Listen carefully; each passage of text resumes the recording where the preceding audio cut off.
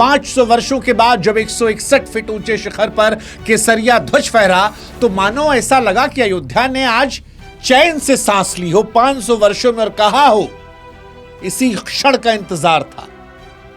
आज वो ध्वज को जब निगाहें देख रही हैं तो यह एहसास हो रहा है कि वो केवल कपड़ा नहीं है, वो 5 सदियों की प्रतीक्षा का प्रमाण है, सदियों से दबे हुए स्वरों की मुक्ति का प्रमाण है।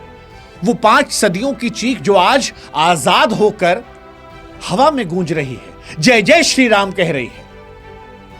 ये उन अनगिनत माओं की ममता का प्रमाण है जिन्होंने कभी अपने लाल को जय श्री राम कहकर कार सेवा के लिए विदा कर दिया था और फिर लौटते नहीं देखा, और आज भी उनकी तस्वीरें लिए बैठी हैं। ये उन अनगिनत बच्चों की कुर्बानी का प्रमाण है जिन्होंने अपने पिता को कभी लहू में लथपथ देखा, क्योंकि उनकी जुबान पर जय श्री राम का नारा था और मन में उम्मीद कि एक रोज रामलला टेंट से निकलकर सिंहासन पर विराजमान होंगे। आप सोचिए, कल्पना कीजिए कि 5 साल पहले कैसे एक विदेशी आक्रांता बाबर आया और उसने हमारे सीने पर वार करके हमारे राम मंदिर को तोड़ दिया था।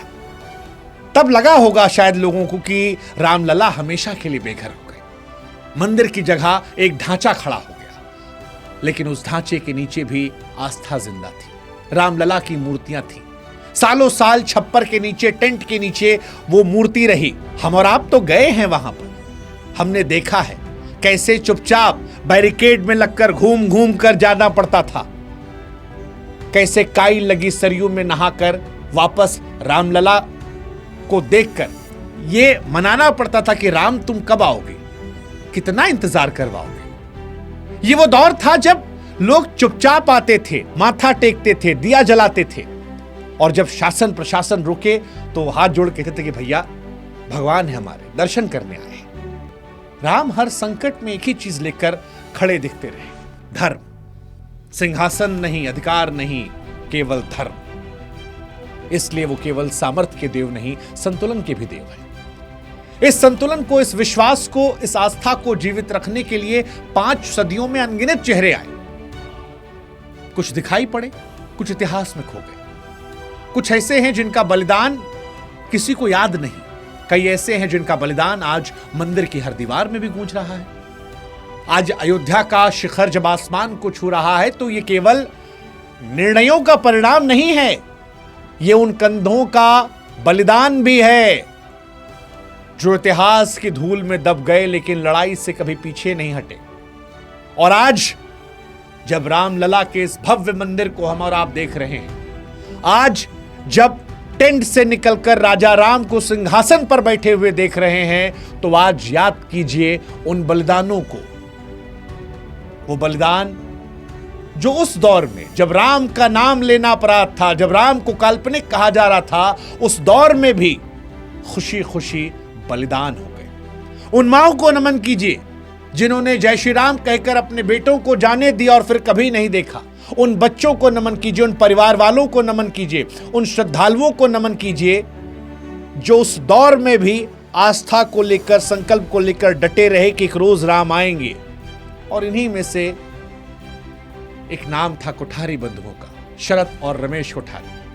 आज याद कीजिए उन चेहरों को, क्योंकि वो चेहरे इस दृश्य को देख नहीं पाए जो हम और आप देख रहे हैं। हम और आप सौभाग्यशाली लोग हैं, हम इतिहास बनते देख रहे हैं, हम वनवास खत्म होते देख रहे हैं, हम एक नए दौर को देख रहे हैं। शायद उनकी आत्माएं भी देख रही होंगी और याद कर रही होंगी 1990 के उस खूनी दिन को, जब मुलायम सरकार ने गोलियां चलवाई थीं कोठारी बंधु रमेश और शरद पर। रामलला के सामने खड़े थे, नारा लगा रहे थे, जय श्री राम, जय श्री राम, जय श्री राम। गोलियां चली, दोनों भाई जमीन पर गिर गए, लाशों को सरयू में फेंक दिया गया। उस लहू ने सरयू को लाल किया था। आज वही लहू मंदिर की नींव में समा है।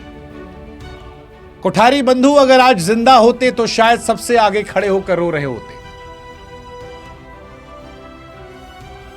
उनके परिवार वाले जो आज जीवित हैं,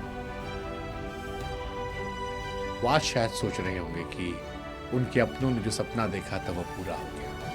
हालांकि वो अपने 140 करोड़ भारतीयों के हैं, और सिर्फ कोठारी बंधु नहीं है, हजारों कार सेवक हैं, कोई 16 साल का लड़का, कोई 60 साल का बूढ़ा, कोई खेत से आया था, कोई कॉलेज की छुट्टी लेकर, कोई बेटा था, कोई पिता, किसी का नाम छपा, किसी का नाम गुमनाम रह गया, किसी की तस्वीर दिखी, कोई तस्वीर में आया ही नहीं। लेकिन आज उन तमाम लोगों के लहू मंदिर के हर पत्थर में बोल रहे हैं। जाइए, कान लगाइए उस मंदिर में, आपको सुनाई पड़ेगा उनकी आवाज, जिसमें वो कह रहे हैं कि हम तो चले गए पर अपना काम पूरा करके। और इसलिए आज तुम ये महसूस करो कि तुम कितने सौभाग्यशाली हो जब अपनी आंखों से उस मंदिर को बनते देख रहे हो, उस ध्वजा को लहराते हुए देख रहे हो। आज न्याय पूरा हुआ। ये उनका साहस, उनका समर्पण, उनकी निष्ठा ही तो थी जिसने अयोध्या की लड़ाई को जिंदा रखा। ये संरचना उनके खून, उनकी आस्था, उनके तर्पण से बनी है।